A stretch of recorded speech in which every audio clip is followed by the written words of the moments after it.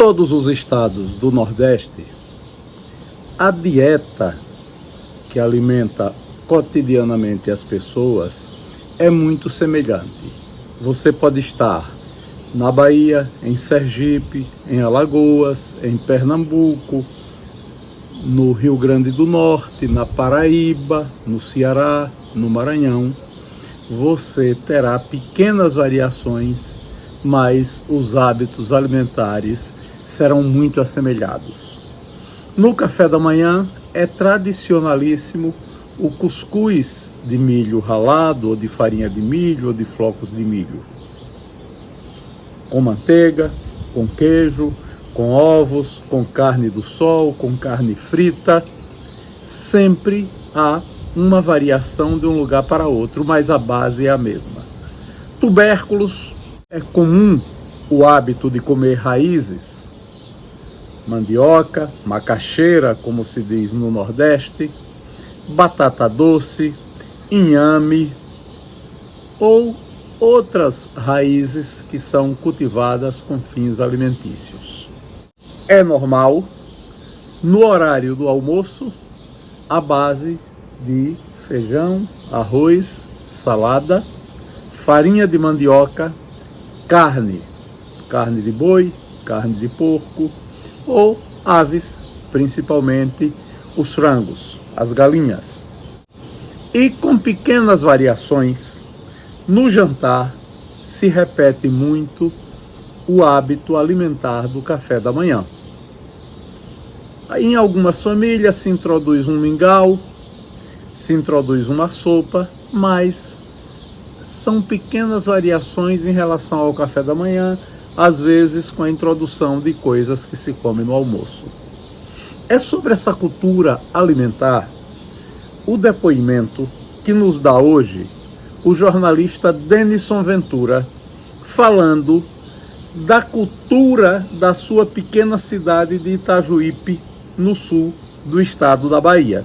Vamos acompanhar o depoimento de Denison Ventura. Uma fazenda média de cacau, maravilhosa. A meu pai era mediana, mas como o cacau era bacana, então dali saía uma renda que sempre era bem legal mesmo.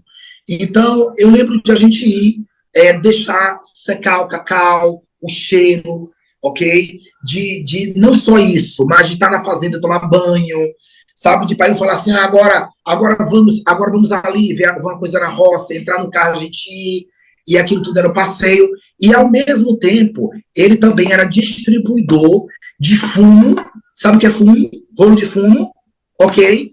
Para toda a região da Bahia. Foi por isso que meu pai e meu tio Almeida foram morar em Itajuípe, porque Itajuípe virou, eles chegaram irmãos e foram distribuidores do sertão da Bahia, né, de fumo, para o sul. Então, eles distribuíam para Itabuna, Ilhéus, Itapetinga, Ipiaú. Então, para além da questão da roça de cacau, meus tios eram os maiores distribuidores de fumo de rolo daquela região. Tentou, à época, acoplada, colocar uma venda bem grande na cidade, mas aí não deu certo, que o pai não tinha tempo, entendeu? Então, era basicamente isso. Minha mãe, antes também de ser vereadora, minha mãe negociou muito tempo com, como é que eu diria, acessórios de camas de luxo, ok? Então, ela viajava e ela trazia realmente, ela era uma sacoleira chique antes de ser vereadora, tá? Então, ela ajudava painho dentro da renda, entre aspas, porque tecnicamente não precisava, mas ela antes de ser vereadora, indo de 75 até 82, até o primeiro mandato, ela, no caso, trazia essas coxas chiquérrimas de, hoje seriam 400 fios, compreendeu? Para a alta sociedade de Itajuípe. Então, eram as amigas, eram os amigos. Então, não, Gilca vai. E aí Gilca trazia essas roupas, fios, aquela coisa de Tobias Barreto, não tem aquele tricô tradicional? Eu lembro que era muito valorizado lá na cidade. Então, ela viajava e trazia tudo isso para Itajuípe, e aí tinha uma renda bem boa com isso também, né? E a política, amanhã morreu como vereadora. porque assim, eu lembro, até hoje eu tenho isso comigo. Nós em casa, eu não tenho a memória de nós acordarmos com pressa. Éramos todos proativos, né? Eu tinha escola, eu estudava pela manhã, e eu ia para Itabuna, né? Então, as aulas começavam às 7, então, basicamente, eu acordava cedo, eu acordava 5h15, 5h20, que eu ia tomar banho, acordava sozinho. Eu sempre fui muito responsável comigo mesmo. Então, assim, eu acordava às 5h15, ia tomar banho. Nisto, a menina lá de casa, que também era de muitos anos, trabalhava com a gente, já deixava minha roupa do colégio passada. Então, eu acordava, quando eu saía do banho, que eu punha minha roupa, manhã já estava acordando. Então, a mãe já ajudava a pôr meu café, mas era mais o afeto da mãe mesmo, tá? Então, eu gostava da vitamina que ela fazia. Tanto que mãe não era dada à cozinha, ela não era dada à cozinha. A única coisa que ela cozinhava para mim, duas coisas que ela fazia, e que ela falava, é o que eu faço por ele. Ela odiava cozinhar, então, enfim, era muito raro. Era fígado, que depois que ela faleceu, eu nunca mais comi de ninguém. Eu amava o fígado que a mulher fazia, era uma coisa de louco, né? Aquela coisa do adolescente que come aquela coisa e gosta profundamente. E doce de leite, que até hoje é o doce predileto que eu tenho. Quem tiver ambrosia, doce de leite, e ela falava, vou fazer para você de bolinha, que é mais escuro, que é mais claro, e então eram essas coisas minhas. Então ela acordava e fazia vitamina de banana, que até hoje eu sou viciado, era ela que fazia, e quando ela fazia, aquilo tinha um sabor diferenciado para mim, tá? Então ali começava a questão, era a mãe. Aí já vai embora, chegava o motorista, que pegava a mim e Gustavo em casa, inclusive, que era o namorado. Repare que coisa louca, né? A gente se amava, não tinha noção do que era aquilo. Então, um dia, a gente pegava o Gustavo, e outro dia, às vezes, o pai do Gustavo me levava também, levava, seu Jalsen, nos levava a Itabuna. Então, revezava. Um dia o motorista ia, e outro dia o pai do Gustavo ia. Mãe acordava, tomava café comigo e tal, e dali, quando acordava, já tinha alguém, na maioria das vezes, à porta, ok? Que era da política, querendo falar com ela. Então, ela fazia aquela minha vitamina, eu já estava pronto, já tinha que sair, perfeito, tá? E aí já entrava a gente em casa e mãe já começava a política. E depois pai não ia, e aí a banca, e aquela coisa toda. Agora, os almoços e as jantas, os jantares, sempre juntos. Porque como Itabuna é muito próximo, então o rapaz me deixava, ok? Então eu tinha aula de 7 a meio-dia, saia meio-dia e meia, aí ele ia me pegar, eu voltava para Itajuípe, almoçava em casa. E tinha curso para o vestibular. Então, às vezes, eu voltava de novo, dia sim, dia não, tá? Ou à tarde, às vezes, eu já estava começando a ter aquela liberdade de ir sozinho para Itabuna. Aí eu ia para Itabuna sozinho também, tranquilo. Mas o almoço e a janta eram sempre juntos, e os cafés mais presentes ainda, né? Porque eu lembro bem dos cafés, porque nós todos éramos apaixonados por carne de sol, tá?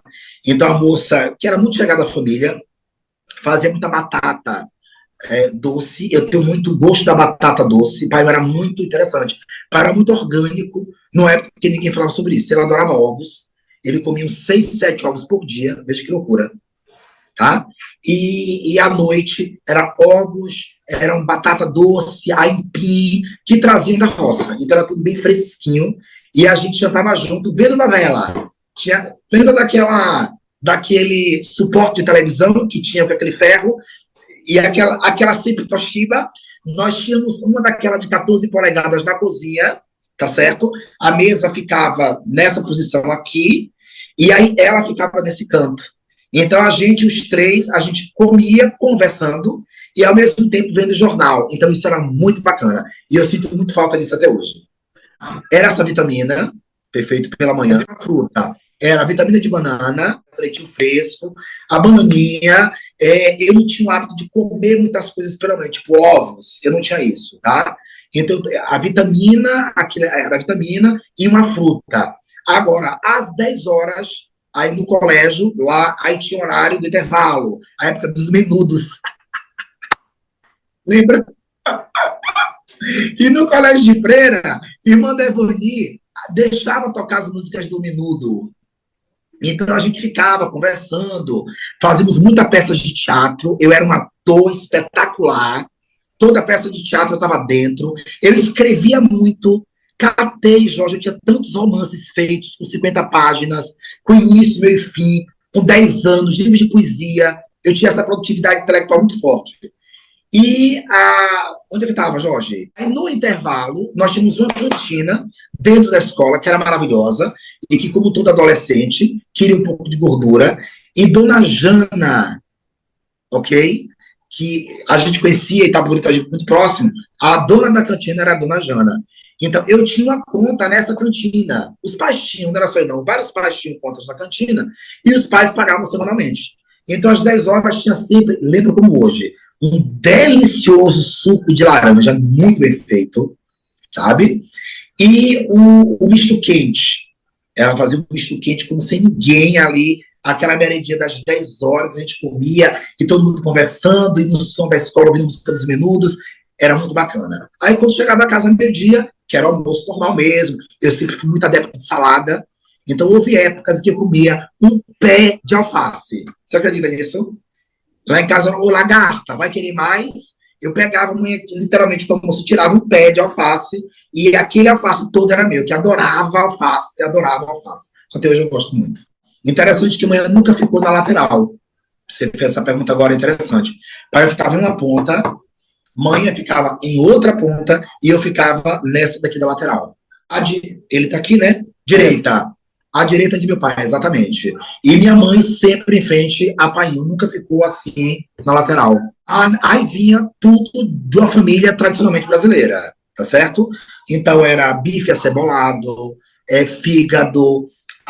Eu lembro de uma deliciosa carne de porco que a moça lá de casa fazia, que ela cozinhava durante 2 dias, e eu gostava mais quando estava bem passada, bem tostada. Ave Maria, aquilo era uma loucura.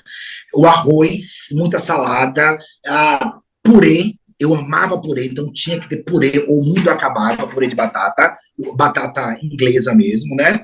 Então, muita salada, arrozinho, feijãozinho, purê de batata. O básico da semana mesmo, tá? Uma salada ou outra diversificada. Nos finais de semana é que quebrávamos com churrasco, com uma boa lasanha, com a comida diferenciada. Mas de segunda a sexta, a gente era bem direitinho nesse critério de alimentação. Tanto que até hoje em casa, eu sou bem fitness, bem light, não tenho sabores muito diferenciados, não. Aí sim, aí eram os doces, que aí não falta em cidade interior, né? Então na geladeira tinha que ter doce. Mas eram doces que a gente comia com parcimônia. Ok? Então sempre ali tinha doce de carambola. Já comeu doce de carambola? A loucura. A carambola cortadinha, tinha que ter. Inclusive em Aracaju eu cheguei a demitir uma moça aos gritos, aos escândalos, porque eu disse ela que não comesse nenhum doce que minha mãe mandasse. Um belo dia eu acordei de madrugada, fui comer doce, a ambrosia não tinha mais nada. Eu dei, Jorge, você não tem noção da coisa não. E mãe me deu razão, falou, tá certo. Não disse que ela não comesse o doce que eu faço. Não era para comer o doce que eu faço para você, entendeu?